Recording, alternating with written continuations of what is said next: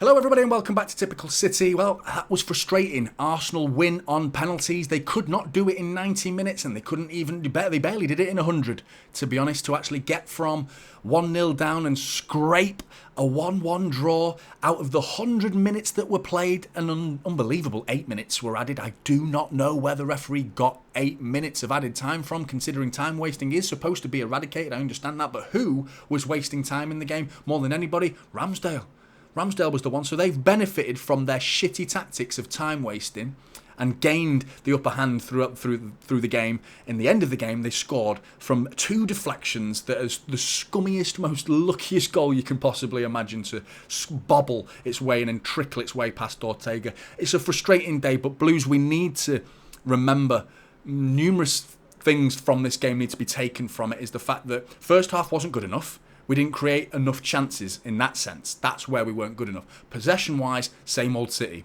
Keep the ball really well. For 30 minutes of that first half, Arsenal didn't get a sniff. They didn't get the ball. They were just children in playgrounds playing against men. Do you know what I mean? It was genuine schoolboy stuff, the way we were dominating that game. Then all of a sudden, Ben White crosses the ball for Havertz, who scuffs his chance. And I think it was the first Ortega save, which is straight off his chest. That flipped that game and made it a 50-50 game from that point on, which is frustrating that one little moment like that can give such confidence to Arsenal and take away our confidence at the same time to make the game 50-50. And for the final 15 minutes of the first half, it was 50-50. I think Arsenal created the clear-cut chances in the first half, whereas City didn't create anything other than the byline chances. And I was talking in the watch long. Thanks for those who watched in the watch long as well. It was really, really fun. Really enjoyed talking to a lot of you. So if you didn't make it to this one, please come and join me for the next one. It's really, really good to have you guys in the chat and talking to me about City. It's been really, really fun. I've only done a few so far during the pre-season, and this one I will be doing more throughout the rest of the season. So come and join me. It'll be good.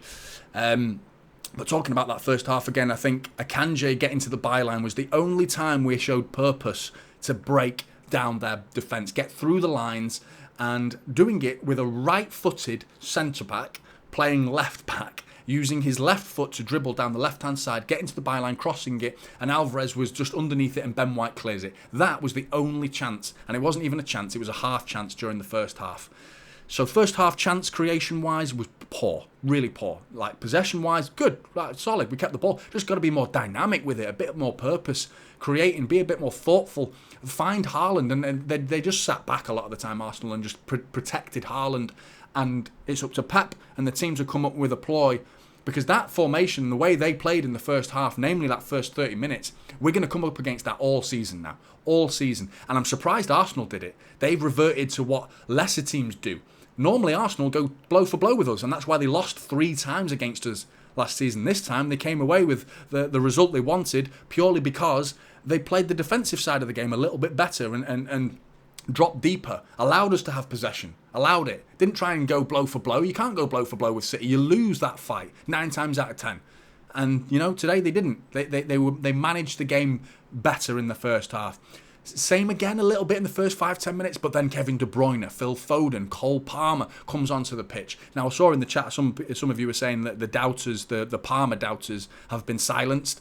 I mean, there is still question marks about Cole Palmer. Don't get me wrong, that goal was absolutely sublime. Looks like the sort of thing that we want more frequently from him.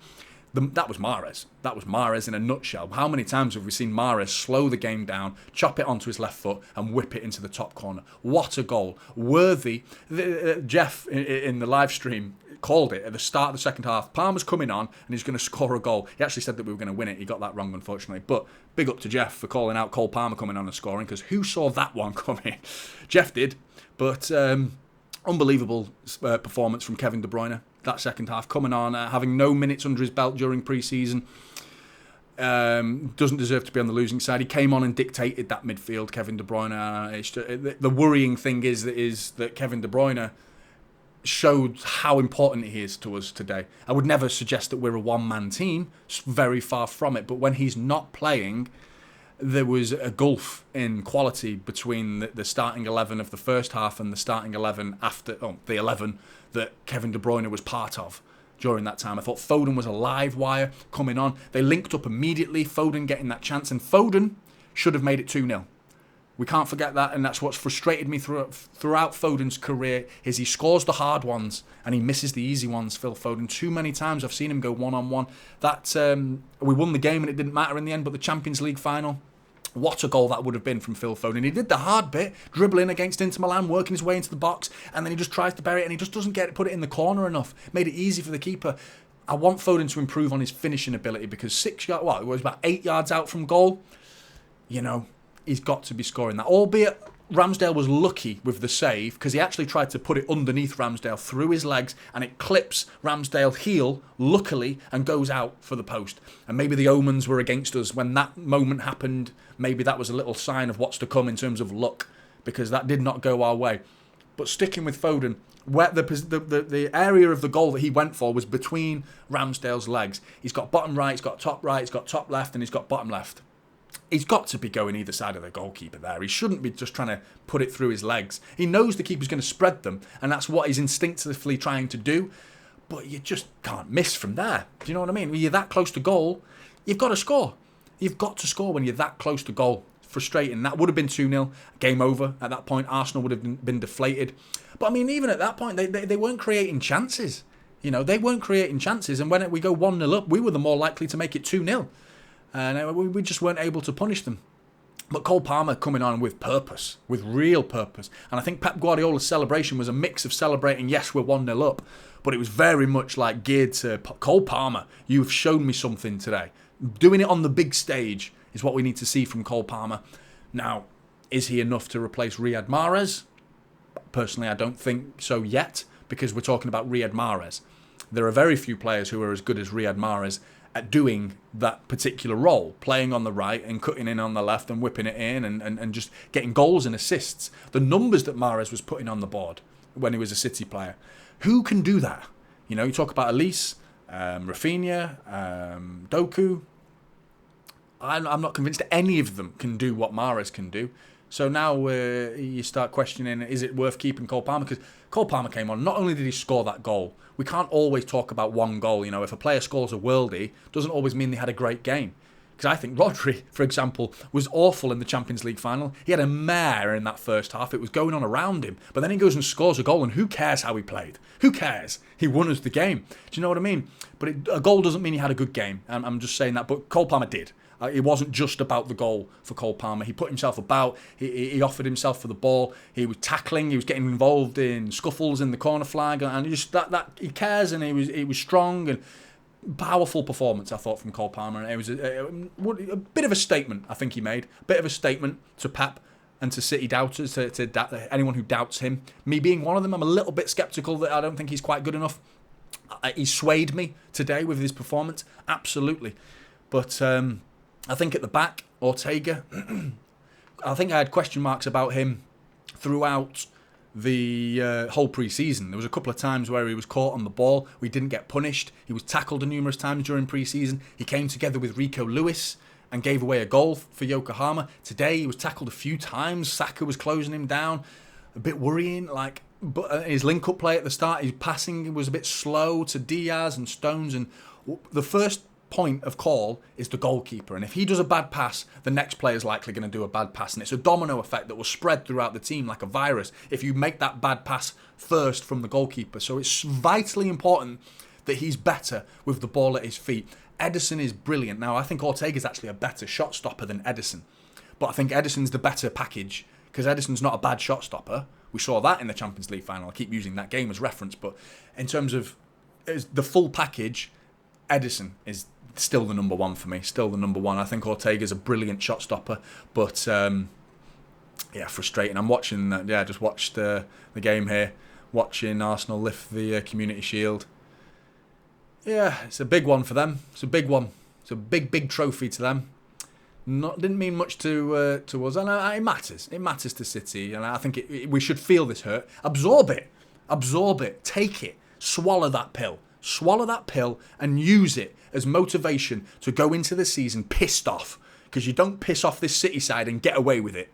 Very rarely do you get away with pissing off this City side and coming out of it smelling of roses. You don't. You come out in trouble, and City are not a beast you want to anger. And right now, if I'm Pep, I'm fired up. I'm fired up. And I'm that City squad, I'm livid. If I'm De Bruyne, if I'm Haaland's performance as well, it's just not been good enough in that first half. And I don't think that's actually his fault. There was a couple of times he had the opportunity to do something. Once he did a nice layoff. The other time he didn't do a layoff. It was a poor pass and he gave it away. You know what I mean? It's hard to actually evaluate Haaland's performance because he had nothing to offer. Like, he was so anonymous and just killed out the game. He was marked out of the game. So it's hard to criticise Haaland when he had so little to do. You question whether he can get involved more. Will he drop deep? And he tried to do that. The 2 times I'm talking about when he laid it off, that was him doing that. He came out and was frustrated, right, fuck this, get off my marker, come and get the ball and collect it. He laid it off really nicely, and then one he gave away. And then the second half again, nothing. And I think he was worthy of coming off. And the substitution paid dividends in the end because we got our goal from it. Foden, Palmer and Kevin De Bruyne are all linking up really well. Alvarez was being a busybody throughout the game. I think his performance in the first half was nothing compared to his second half performance because I thought Alvarez was really good in the second half. He put himself about. The quality of just his general touch on the ball was better. I think in the first half he could have been a little bit more creative. And that's the problem with Alvarez playing in that De Bruyne role.